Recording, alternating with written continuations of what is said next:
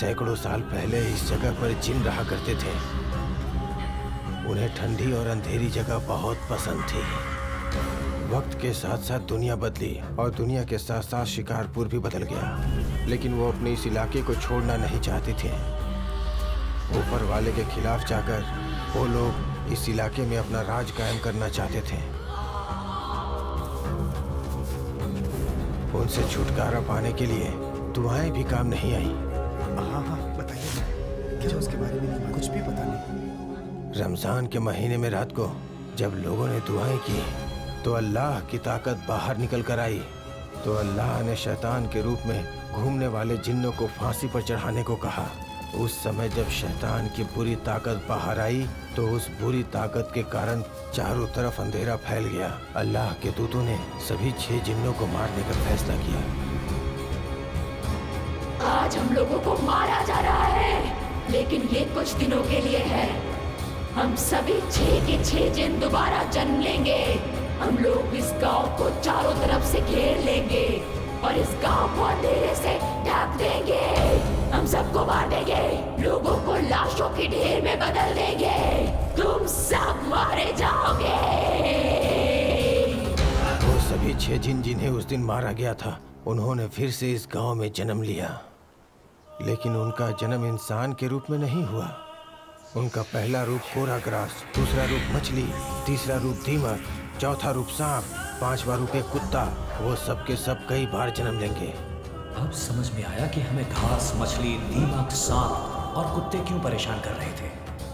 हैरानी की बात है कि एक लड़की गुजरात में भूकंप के दौरान भी बच गई। उसका जन्म मानव के रूप में हुआ था और उसकी 6ठी इंद्रिय खुली हुई थी।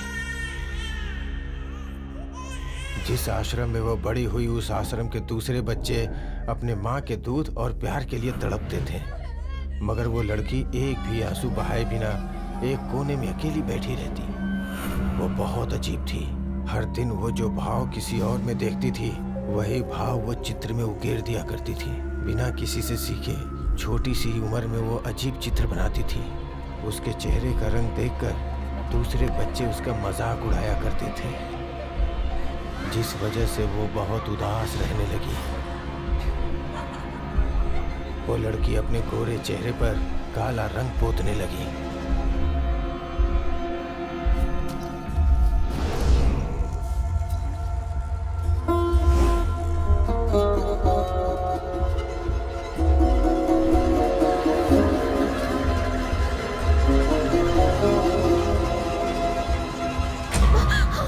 जब आग से उसकी हथेली नहीं जली तो वो दंग रह गई।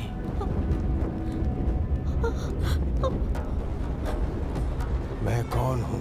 मेरे साथ इस तरह की घटनाएं क्यों होती हैं? ये सारी बातें उसके दिमाग में घूमने लगी।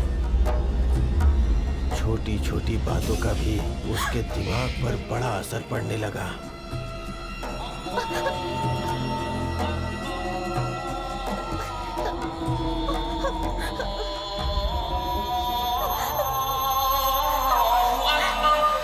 उसे लाइब्रेरी में एक जिन से संबंधित किताब मिली, जिसे उसने पढ़ना शुरू किया।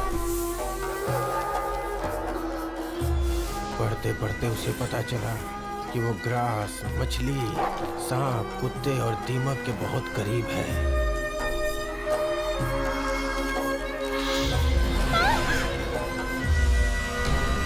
अचानक एक रात को उसने एक सपना देखा।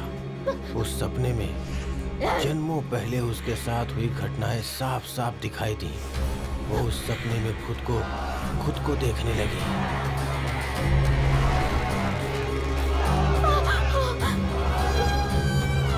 उसके बाद उसने उसकी ड्राइंग बनाई जो उसने सपने में देखा था। कई जन्म पहले उसके साथ जो घटनाएं हुई थी, उसे सब कुछ याद आने लगा।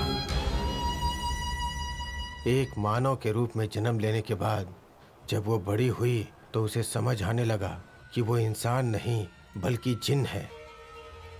और ये जानने के बाद उसने वही लबादा पहना जो उसके पूर्वज पहनते थे। बाहरी दुनिया में वो काला लबादा पहनने लगी, लेकिन जहाँ वो रहती थी वहाँ वो सफ़ेद लबादे में रहती थी। उसे लगने लगा कि यहाँ कोई भी नहीं रहता और ये पूरा शिकारपुर उसका अपना घर है। अपने घर की ओर निकल पड़ी। और फिर जब उसने शिकारपुर में अपना पहला कदम रखा, पूरे आसमान में अंधेरा छा गया, पूरे गांव में अंधेरा छा गया।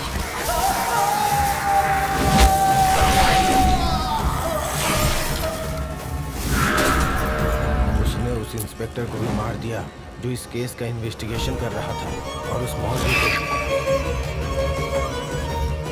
जिस तरह उसने मुझसे पहले वाले ऑफिसर को मारा, उसी तरह मुझे क्यों नहीं मारा? मेरी वाइफ का रूप लेकर मेरे पास आने की कोई खास वजह? क्योंकि तुम एक धार्मिक व्यक्ति हो जिसके पास पूजा पाठ की शक्ति है। उसने तुम्हारी छाती पे सूरज की तरह एक तिल देखा। वो तुमसे एक बच्चा चाहती है और इसलिए वो तुम्हारे साथ हम बिस्तर हुई, ताकि तुम्हारी शक्तियों से मिलने के बाद उसे एक शक्तिशाली बच्चा पैदा हो। इस दुनिया में चारों तरफ अंधेरा ही अंधेरा होगा। इस बात को उसने अपने सीने के ऊपर हमेशा के लिए लिख दिया। आमतौर पर एक औरत 9 महीने में एक बच्चा जनती है, लेकिन शीला के लिए ये सिर्फ 28 दिनों का काम है। और आज शाम को 28 दिन पूरे होने वाले हैं। आज शाम को 6:06 पे सूर्यास्त होगा। अगर उस समय तक वो अपना बच्चा जन्म देती है और तुम्हारी बेटी की बलि चढ़ा देती है, तो उसकी शैतानी ताकत में कई गुना ज्यादा इजाफा हो जाएगा। उससे वो 5 जिन्नों को इंसान बना देगी। इसीलिए उसने तुम्हारी बेटी के गाल को चाटकर उसे अपने बस में कर लिया है। आज की रात बहुत अहम है। उसे किसी भी तरह रोकना होगा। आज उसकी शक्ति से सिर्फ तुम ही मुकाबला कर सकते हो, लेकिन तुम उसे मार नहीं पाओगे, क्योंकि उसे पता होगा कि तुम उसके जन्म लेने के मकसद के बारे में जानते हो। तो वो अपना रूप जरूर बदल लेगी।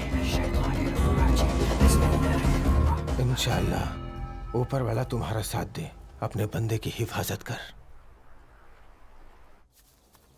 सर, वो किस रूप में कहाँ होगी? हमारे पास ऐसा कुछ भी नहीं है कि हम उसे पहचान सकें। हमारे पास समय बहुत कम है, ऐसे में उसे पकड़ना बहुत मुश्किल होगा। तुम जयश्री से कॉल करके कहो वो हिल हाउस जाकर रेजी और टिया को सुरक्षा दे। ओके सर, उसका पता कैसे लगाएं? एक आइडिया है जिससे वो खुद चलकर हमारे पास आएगी। वो क्या है सर? बता दो।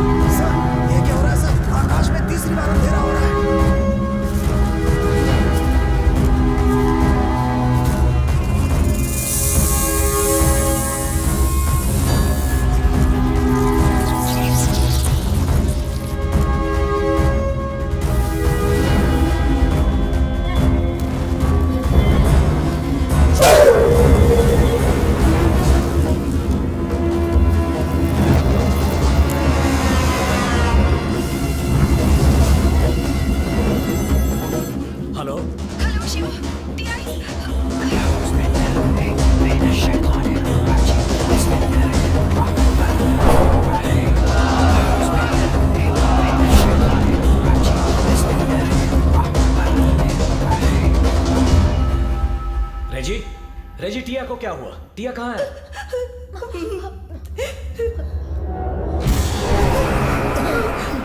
टिया, टिया, टिया, सर इसे क्या हो गया सर? टिया बेटा, टिया, नजदीक मत जाइए तुम सर। वहीं रुको, फिक्र मत करो। सर, नजदीक मत जाइए सर।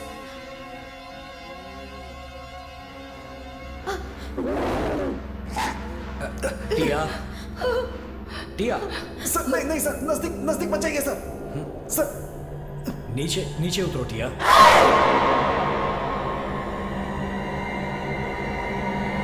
टिया,